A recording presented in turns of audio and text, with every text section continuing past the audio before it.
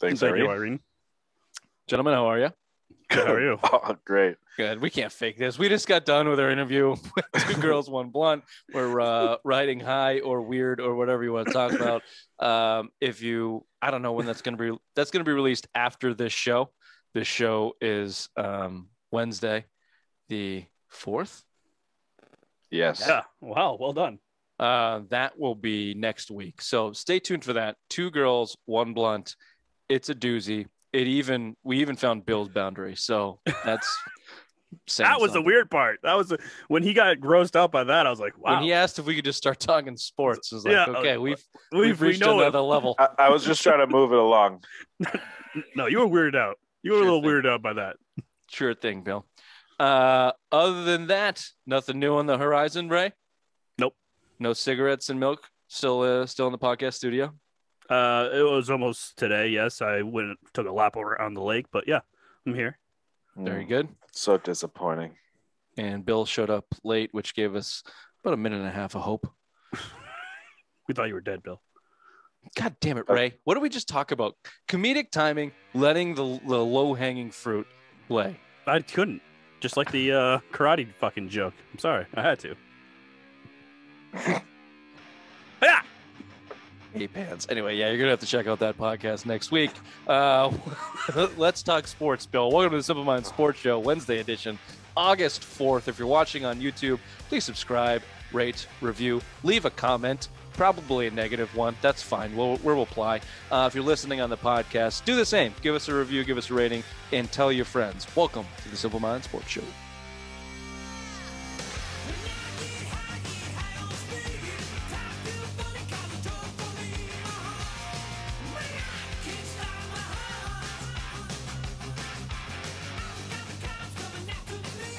Ray, what are you drinking? Golden Lager. You love that shit, huh? It's good stuff. It's crushable, 4%. Crushable is good. Crushable is good when you're this far into the summer and you've just been nonstop drinking, nonstop partying. You need something light, airy, crushable. And that's what you can get down at White Birch Brewing, our favorite New Hampshire craft brewery in Nashua, New Hampshire. Ray, address, please. 460 Amherst Street. The good side of Amherst Street. Get down to the brewery. Get yourself some golden lager, some all-American golden lager with its all-American can. If you can't do that, find out your local beer store. Wherever you get it, tell them the Simple Minds boys sent you. White Birch Brewing.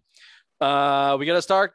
We got to start with NBA free agency. It was active. There were 200 players available for NBA free agency when the day started or when the evening started. 6 o'clock on That's so Monday. fucking weird. So dumb. Yeah. I don't know what that is all about. And then there's this week period, and then on Friday there's like another something that comes in. Yeah, it takes like a week for the league year. Remember that one year, DeAndre Jordan? They locked him in fucking Dallas or whatever. That's stupid shit. couldn't All right, leave. none of the deals are official till Friday. Yeah. Something Yeah. like that. Yeah. It's like the NFL's legal tampering period, except it's just full on tampering. Yeah. Anyway, pretty strange. Before we get to the Celtics, let's do some of the big ones. Steph Curry signed his second $200 million deal. By the end of his career, the Warriors would have paid him $500 million just for on-court money. That's insane. It's 33. 4 more years. 33. He's 33. He's going to get Hasn't another played a full contract. season in 5 years. He hasn't played. That's right. I didn't even think about it. He hasn't played a full season in 5 He's years. an undersized guard. He gets the shit kicked out of him. Yeah, but Look at him you just gave him $200 million for a guy that's injury prone, short, and 33 years old. No, thank you. Well, His they also gave that money to fucking Klay Thompson, who's been out too. I mean, Yeah, that's a freak injury. You have to. You're the, 2 you're in the a row. No. You're the Golden State Warriors. Like, would you have Chris Mullins for a second and you were relevant? Other than that, you've been nothing your entire existence. You drafted these 3 guys. You just have to ride this fucking thing out, and maybe they can pull one out and be a good story down the line. But you're right. I mean, and Steph Curry started his whole career with injury history. His ankles were like glass. Guy Oh, couldn't yeah, stay they on the were. court. So that'll be interesting. But I just thought the numbers were just outrageous. $1 billion played to a player from one team, and he probably will get another contract. Yep. The Lakers are just scooping up every single veteran chasing a ring for veteran minimums. The latest being Carmelo Anthony, Trevor Ariza, Dwight Howard. Dwight Howard, Ellington. Wayne Ellington. That was a good pickup. Ellington. Yeah, I like that one. Can I give you a quick little numbers? Yeah. Starting for next year, the Lakers age: Melo 37, Braun 36, Gasol 36, Ariza 36, Dwight Howard 35, Ellington 33, Russ Westbrook 32, and AD 28. It's a very old team. Mm-hmm. Well, it has to be an all team. You're signing all veteran minimums because the Lakers have no money. They're paying LeBron, AD, and then you just brought Westbrook over on what is 40, he close to 40 million? 44, 42, 44. How the hell are the Lakers affording all these guys? They're the veteran minimums. But still, you got 3 max guys, plus you got one of those signings was like a $10 million deal. The league pays half the veteran minimum salary. Oh. I mean, you can just go do but the math. It still goes like your. And a lot of guys are saying they're not done. I mean, the tax threshold is like 36 million or something like that. So they can get there. They absolutely will get there. Remember, they've traded a lot of salary to get Westbrook, and I think they got a trade exception because they had enough room for a third max guy when they set it up. Remember, because they were chasing another guy, Beal or someone, because they were trying to get a third guy there, Kawhi, and this was the year to do it. Well, either way, the Lakers are doing Lakers things. It's going to be real sweet when they lose. Yep. Trae Young and Luka signed their so. max deals along with what's the guy's name in OKC? I don't know. I can never pronounce his name. 60. Yeah, he signed it. The rookie max deals went out. Trae Young and Luka were the obvious ones. CP3, your boy in Phoenix gets 4 years, 120 million. That's a little dumb mistake. Well, they were looking the first 37, 36. I think it'd be 37 to start the year. Or yeah, in the first offer was 3 for 90, so they added on that extra year for another 30 mil. Ooh. You probably got one from the Lakers, and they said you probably got 3 years close to something with the Lakers. Yeah, and I bet you said that, give me that extra year, got an extra 30 mil out of it. Mm-hmm. Yeah, that's probably going to bite them, but they were this close. Again, it's the NBA. You have to go for it when you got it. Like you can't be a middling team and work your way to the finals. So you just collect talent and hopefully it works. Speaking of that, the fucking Heat are going for it. Kyle Lowry, 30 million a year. He's 36, right? Jimmy Butler signs a max extension, 4 years, 184. Duncan Robinson, 5 years, 90 million. They got another PJ Tucker went there, right? 2 for 15. 2 for 15. That was a deal Celtics should have been on. Yep. So, the Miami Heat certainly got better. I think Kyle Lowry is better than Dragon Doncic. Nothing's been sent back to Toronto. It's him. Yeah, it's gonna happen. It has to be him, but nothing's been official yet. So yeah, they picked up his option. Yeah, 19 million. So, but like you said, gone. Friday's going to be the day that you find out what they're getting for. I wouldn't be surprised if Harrow is in that trade too. Ooh, that would be tough. That'd be tough on the Heat. They still need shooting. That's why they gave Duncan Robinson $90 million. Yeah, I don't know. But no, I think Hollinger had it too. I think I said that it was basically Doncic and a couple firsts. The other one big with the first one to go. Lonzo Ball, the Celtics were rumored to 4 years, 85 million to the Chicago Bulls. Who else did they pick up late in the day here? DeMar DeRozan. Yeah. 3 for 85. That is trade. Ridiculous for him. I thought he's been an aging player. He only averaged 12, 13 points a game last year. And now you just gave him $85 million. He was talking about going cheap to the Lakers to win a title. That's a nice team though. I mean, they got Zach LaVine, Ball, him. Yeah, I mean, Zach LaVine gets underrated. He's talking about getting paid too, but he's good. I mean, don't forget Vucevic, who the Celtics fucking got. Yeah, yep. Vucevic, LaVine, DeRozan. They got a nice little roster. Yeah, they got a nice roster. They might have passed the Celtics here, and I'm still high in the Celtics just because of how good Tatum and Brown are. But the Bulls might have passed them. Probably did. Another big thing out of this day. The paying, the amount of money these middlers are getting paid is ridiculous. Here's my list. Jared Allen for Cleveland, 5 years, $100 million, $20 million for Jared Allen. What does he average? 11 points, 9 points? Yeah, but he used to kill the Celtics down low. 100 million, 5 years. Yeah, no, I don't. TJ McConnell, 35 years, 35 million for 4 years. TJ McConnell. The next one's the best one. Daniel Tice, 4 years, 35 million. Daniel Tice.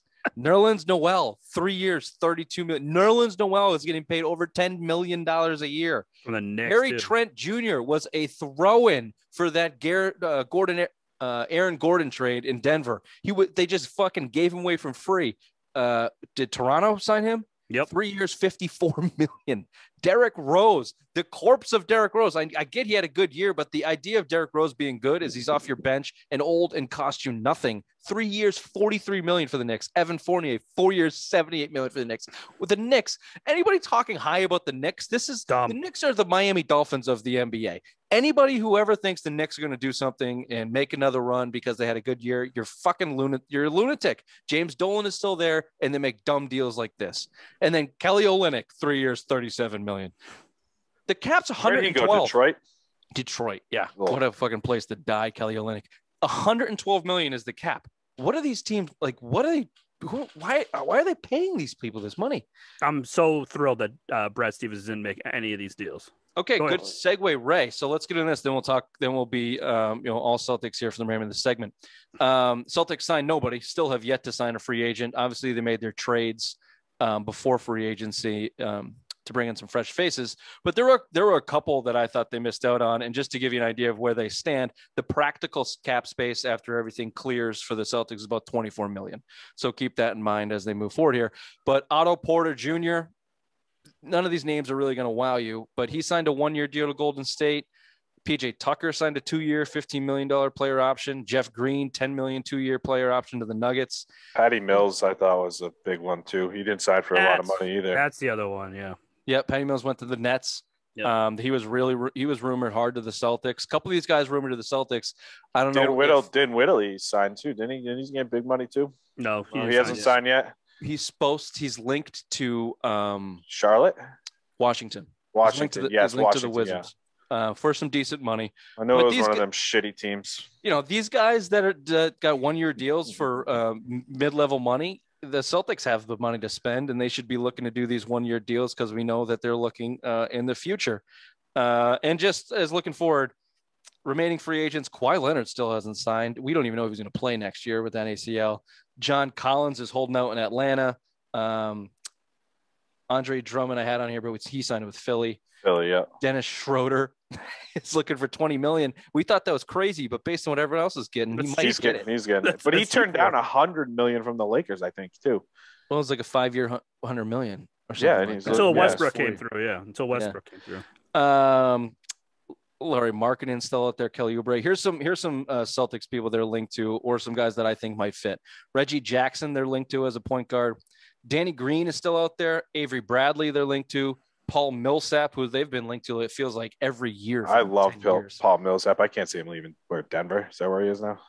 Lou Williams. Lou Williams is out because Boston does not have a very good strip club scene. So he's the Gold Club sucks up there. Okay, downtown. good to know. Foxy lady though. Been there, not that great. Send him an email, Bill. Victor Oladipo, I heard Goodman, I think, talk about it on New England Sports Tonight the other night that Oladipo might be a fit because he's injured. You might be able to get him cheap if nobody else wants him. And then our boy JJ Redick, who we've been calling the Celtics need fucking shooting. They've needed shooting for years.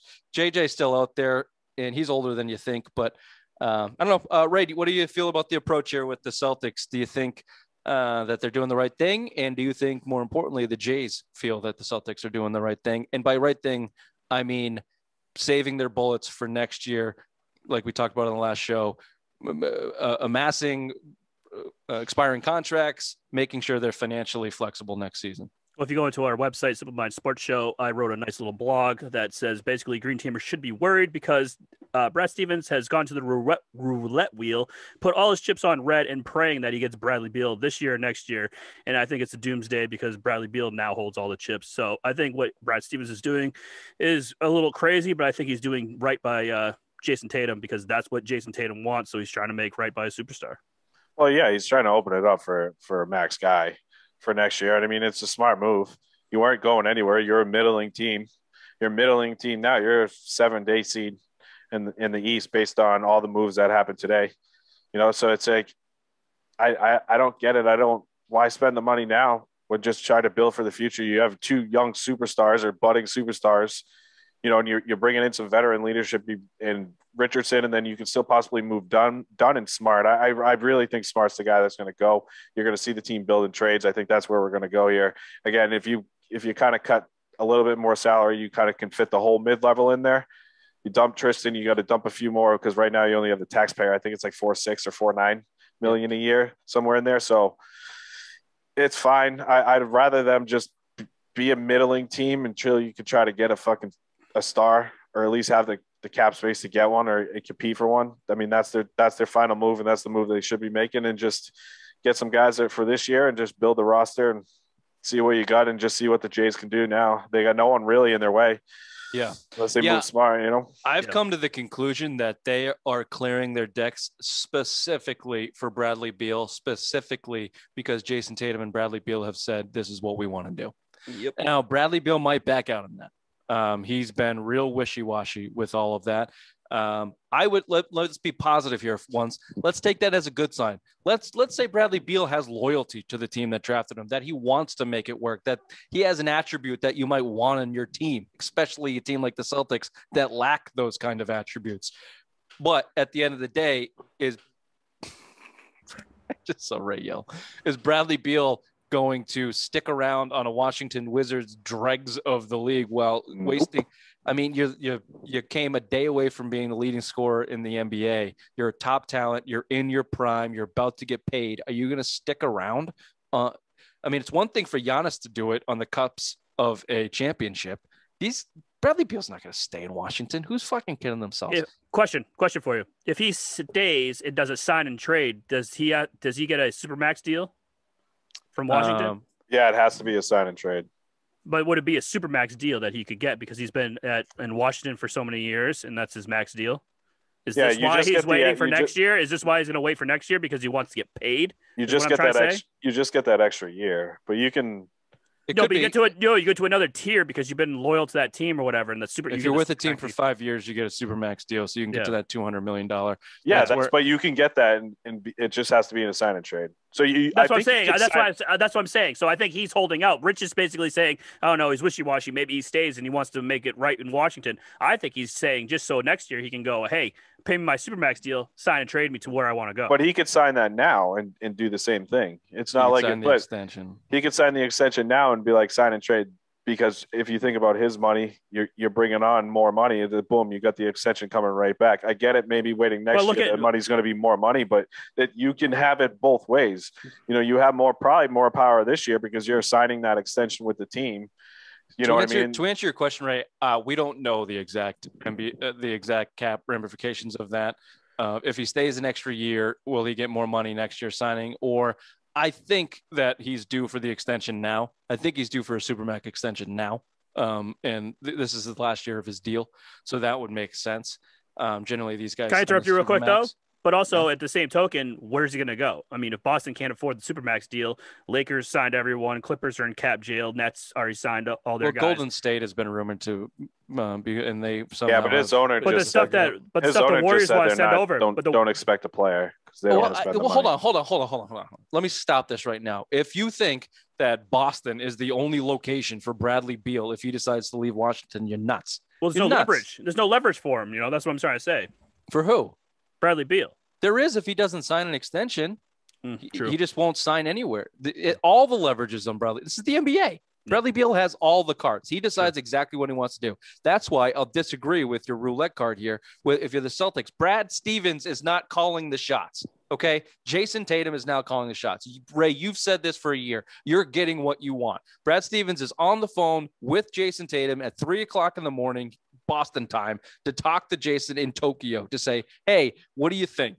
This is what we're going to do. Are you guys okay with, look, I can't sign Evan. I can't sign Fournier if you want me to try and get Beal. I can't go out there and give anybody a $10 million contract for 3 years if you want me to sign Beal. It's you guys, Al, Marcus, and the rookies, and maybe I can get some vet minimums in here on a 1-year deal, and so go see what you can do. That conversation has been had. Jason Tatum has signed off on it with the idea that Bradley Beal may come to Boston. And if he wants to leave Washington, I think he's coming to Boston specifically because of Jason Tatum, because that's the way the NBA works. Not because it's the Celtics, not because the Boston's a place to go. It's because Tatum likes Beal and Beal likes Tatum, and Tatum can't move from Boston right now. Yeah, that's how that's going to go down. Gotcha. And last thing I'll say in that, I think Boston can be competitive just with Jason Tatum and Jaylen Brown. I think they can be competitive. If Jason Tatum is the guy that 6th, 7th seed, though, is that what you're saying? Competitive? No, top 4. I think they can break the top 4. No fucking way, man. What the Bulls did, with what Miami did, with the Nets and Milwaukee still, there's no way you're a top 4 team. No way. I think you guys should bet. Last year, you were a top 4 team the majority of the season until you started to quit for weeks at a time. Do you believe that they will quit? Jaylen Brown and the corpse of Al Horford. Great.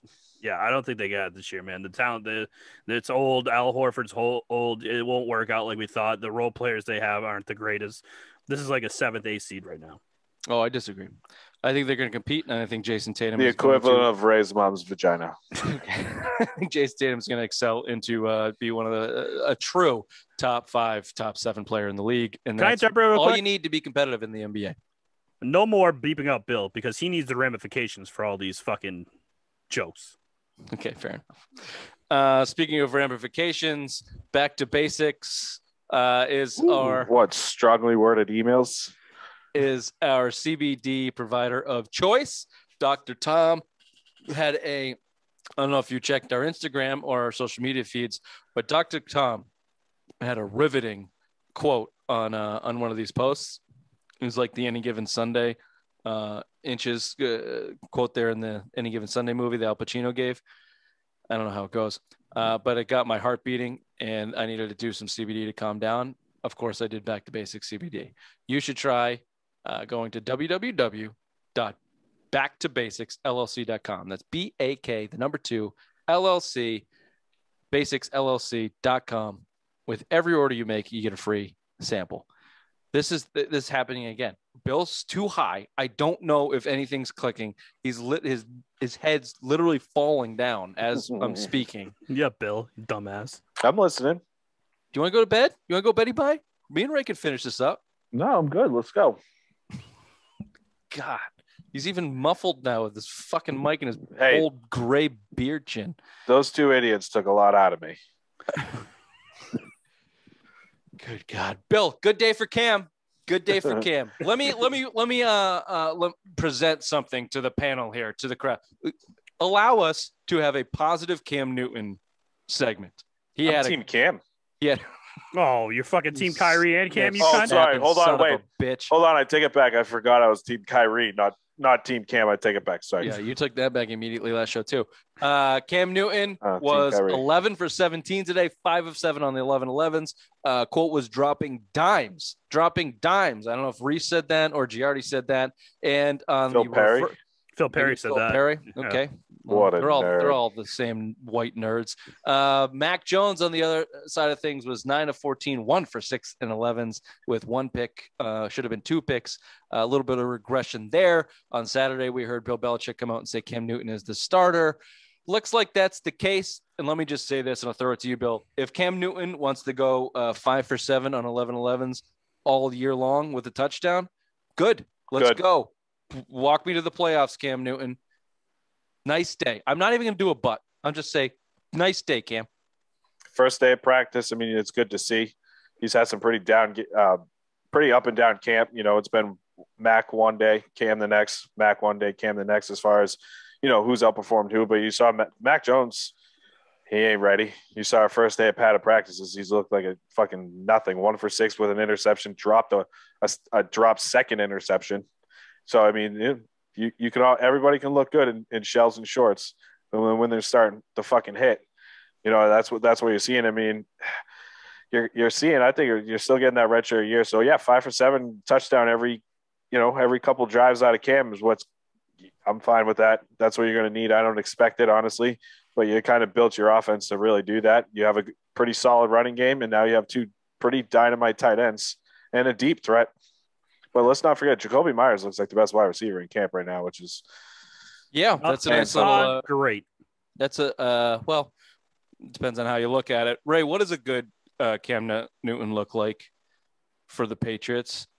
He said he does not want to be a battering ram. like he was last year because, let's face it, he couldn't throw. So they just kept throwing him at the line of scrimmage, which he had some success with. Oh my God, I can't do this with Cam Newton this year. Just run the fucking football. I just can't. This 5 for 7 shit, it's never going to happen. Let me it's fucking never going to happen. Tried to be positive. We tried to be positive. Let me give you an example. I can only fake it for so long. Let me give you an example of where we could see a difference, because I think Jonnu Smith and Hunter Henry are going to be the biggest difference makers here. You have two elite, let's call them elite tight ends, whether they are or not. Let's just be positive today. Where the red zone, I think you're going to see the difference. They were 24th in the NFL last year with red zone touchdown efficiency. 54% of the time they got a touchdown. The rest of the time, Nick Folk was poking him through.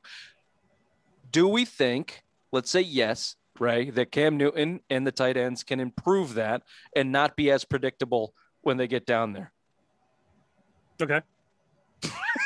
No, well, I mean, you asked the question, what's a good outlook for Cam Newton during a game? I think a clean turnover sheet. If he doesn't make those stupid mistakes that he did last year with interceptions and fumbles, I mean, that would be a great progress. I think you win a couple more games if you didn't fumble or throw an interception. So that's what I think will help him with these two tight ends now. He has a little safety blankets on both sides. He can throw it left or right. So this will help him with the new Boston Tea Party, as they've dubbed themselves, Hunter Henry and Jonnu Smith. So, yeah, I think it's great.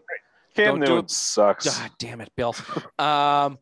No, I'm going to go to the red zone. If you can turn one of those field goals into a touchdown a game, and that means Cam Newton throwing to Jonnu Smith instead of running an option play on the left side, and everybody sees it coming, then you're going to win a couple more games. If you can turn, to your point, Ray, Cam Newton's numbers into 15 touchdowns and 8 picks and 10 more running touchdowns. Now you're looking at a positive sheet, and you're looking at a better efficiency in the red zone. And that's where you win and lose games. We know that. And we think that the defense is going to be good enough to keep you in it. So I that's where I go. If Cam Newton's going to be successful, I go to the red zone. I think you're right too, Ray. The turnovers really cost him last year.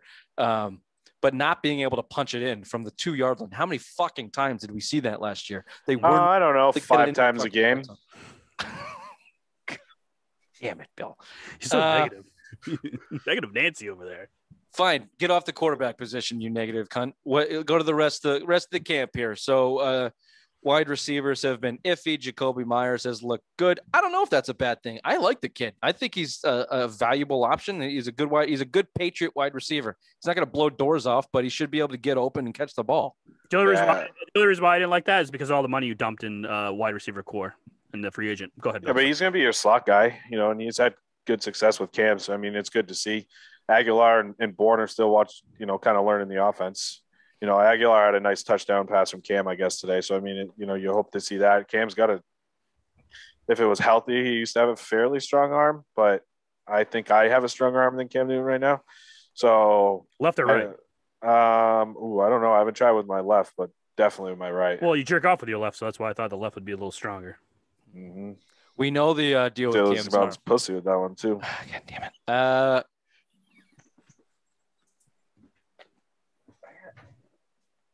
Resting my calf, Bill. I had to stretch my hamstring for that. We know what Cam Newton's arm is. It can be big if he has time to load it up like a catapult and huck it down the field 65 yards. He can probably get it there. He's got no twitch muscles on short throws.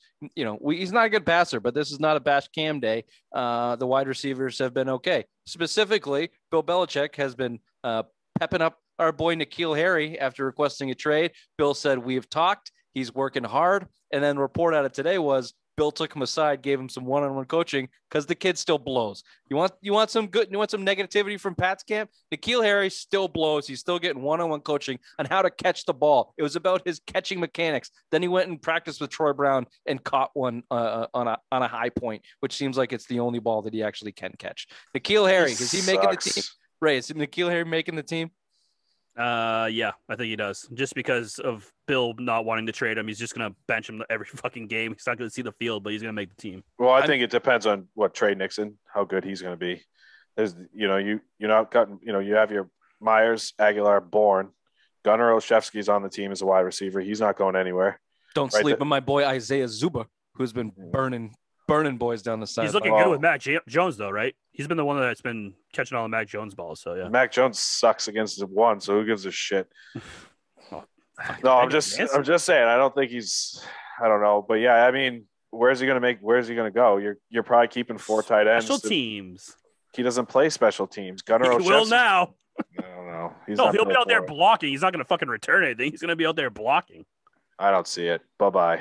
Cut his ass. He's depth because he's a first-round draft pick, and Bill Belichick's ego is going to get in the way of that. Wide receivers get hurt. He'll be your 4th or 5th guy. You'll see him in there when someone gets hurt, or they'll trade him if he has a good day and someone gives him a 5th-round pick.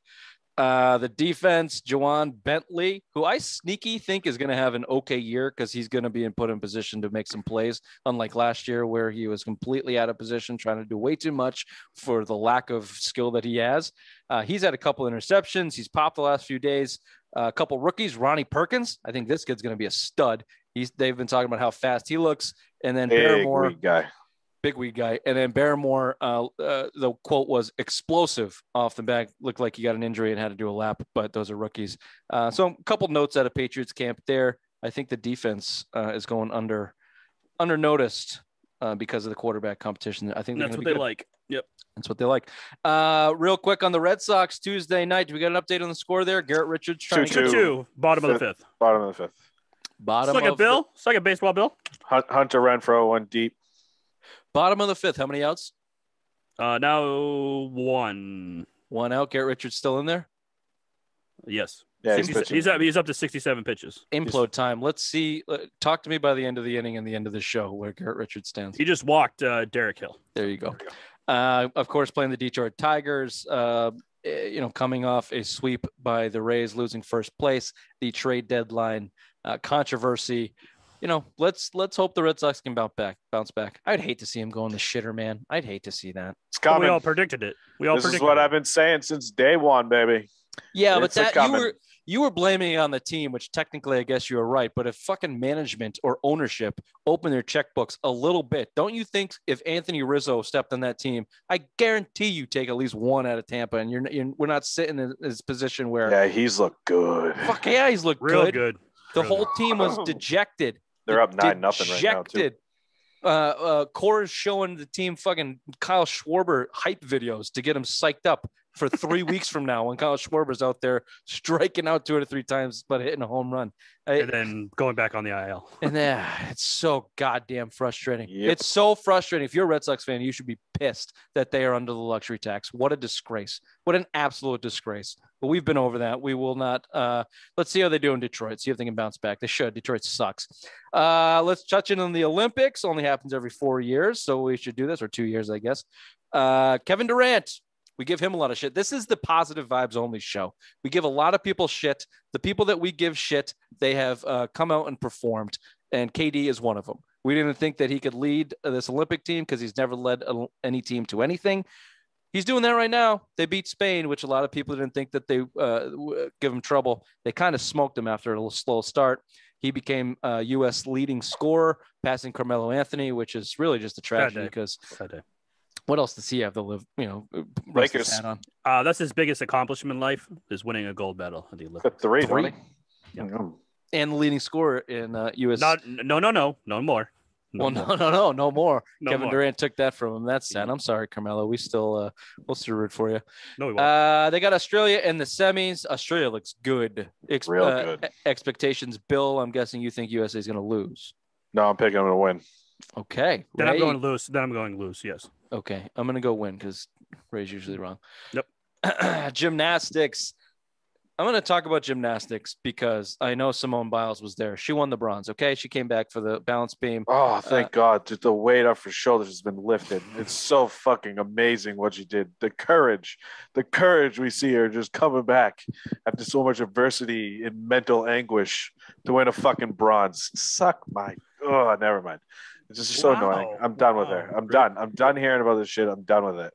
Yeah. The Simone Biles heroic chants have quieted a little bit with as things got fleshed out with how that whole thing went down. We don't have to rehash it. Real quick. Even the Barstool guy that got into a little word for word fight with you, Richard. Kevin Clancy. Yeah, he had to backtrack his words, and now he's on the what the fuck. Well, everyone should, and I won't toot. We won't toot. Oh no, please, by all means, toot Richard. But that we could see through the bullshit right from the beginning. And to be honest, we weren't shitting on Simone like the other half of the argument, calling her a traitor or whatever else. I don't think she was a traitor. I think that she had a mental injury, whatever you want to call it. The twisties, like let's not get into gymnastic talk, but the twisties. If you can't figure out where you were in the air, that's probably a problem. If you're a gymnast, right? Fine. If that's the problem, come out and say it. First thing we heard was she's got a leg injury. Second thing we heard was she's the mental health, the mental anguish. And then in that press conference, she said, I'm not having fun and there's no fans. Boom, boom, boom. Red flags all over the fucking place, people. Red flags all over the place. 6 days later, she's out competing. So, yeah, come on. Let's just tone it down on the heroism for Simone Biles. Congratulations to bronze. She said it meant more to her than any gold medal she ever won. Good job, Simone. Because it broke a record. Fuck her. Well, it tied a record. Seven medals for U.S. gymnasts. Tied. I'm just so glad the weight of the nation's off her shoulders. Bill clearly has his opinion. Let's talk about someone more heroic. Jade Carey. This girl, you don't know her, but she's, I don't know, 19-year-old gymnast. Little backstory, a little Olympic talk. They sent 5 gymnasts to this Olympics because of COVID instead of the normal 4. There was an extra rule put in. If you got enough points in world competitions, you could go to the Olympics. So this girl and her father and her family traveled around the world for 16 months, just racking up competitions, trying to get to the Olympics, not knowing exactly what the situation was going to be, forfeited her right to try and make it on the actual team just so she could get to Tokyo compete. She goes out there, crushes her flow routine, and wins gold. Hero. I'll give you a hero. That's a fucking good story. Good Olympic story. That's a good Olympic story. Well done, Jade. And then I just want to give you a couple more gold medals that the U.S. has won that no one will tell you about. Valerie Ullman, women's disc throw. Atai Mu, women's 800 meter. Right, you watched that one? Yep. Thank you. Vincent First one since what, 1969? Nice. Yeah, she crushed too. Nice. Or 68, something like that, right? Damn it. Oh, Bill. Vincent Hancock and shooting. I didn't get to see any of the shooting stuff. So wait, I shot my bullets with those 2 broads. Men's skeet shooting, he gets gold. Amber English in shooting, women's skeet shooting gets gold. William Shaner in men's 10-meter air rifle gets gold. What the fuck is that? I don't know. Carissa Moore, women's shortboard in surfing gets gold. Anastasia Zoltish Bless you again. wins women's taekwondo final, gold. And in wrestling, listen up, Big Ray, Uber Ray. Listen up, strongly worded emailer Tamira Mariana Stark Mensa, women's freestyle 68 kilogram. That's an American name. Can I go real quick before you Real go? quick. Real quick. The other big news: New Zealand's Laura Hubbard. The hottest one, right? No, she's not the hottest. She's the first openly transgender woman to compete in the Olympics. She failed to go to the next round. She is now retiring. I don't want to get any hate groups after. Yeah, me. let's just keep the hate train rolling for Ray, who certainly seems like he has an agenda. I'm just saying she failed. United States women's national soccer team lost to Canada. Agendas. 1-0 on a bullshit penalty call after we went and watched that. Go ahead, Ray. The floor is yours. Go ahead. Ray. Now, you want me to set it up? Ray hates the United States women's national team basically because whatever. He hates them.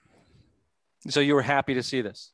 Yeah. Go ahead, Ray. Karma's a bitch. Explain why, please. Karma's a bitch. That's all. You want to be paid like the men and be the greatest team on earth? Well, win a gold medal. You didn't. Now you just sound like a sexist pig. Yeah, you sound like an asshole. This is actually the most successful international women's team ever. The United States women's national team. You have to win a gold medal in 3 Olympics now. So, not 2015, 2019 World Cup winners, Olympic gold, and this is the World Cup don't count though, Ray. No.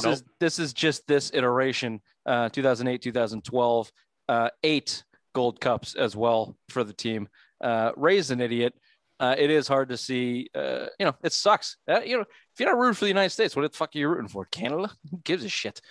See the United States. They're the best soccer team that this country has ever had. Speaking of that, Ray, this is the most soccer time that we ever had. The U.S. men's team wins the Gold Cup over arch rival Mexico in a thrilling match in extras. Dude, this is way too much soccer talk. Ray, go ahead. This is Big news because Matt Actually, Turner. no, we're at a time Fuck you. Matt because Turner's the our way Revolution's goalie, and he got the player. What you had to say about the women's team is just not worth your time. So this has been the Simple Minds Sports Show, Wednesday edition, August 4th. We will see you on Thursday for our interview with Jory Davis, international professional women's basketball player, who I'm sure would have something to say about Ray's stupid thoughts about the women's national team. See you on Thursday. Bye-bye. Bye-bye, all you future super babies out there.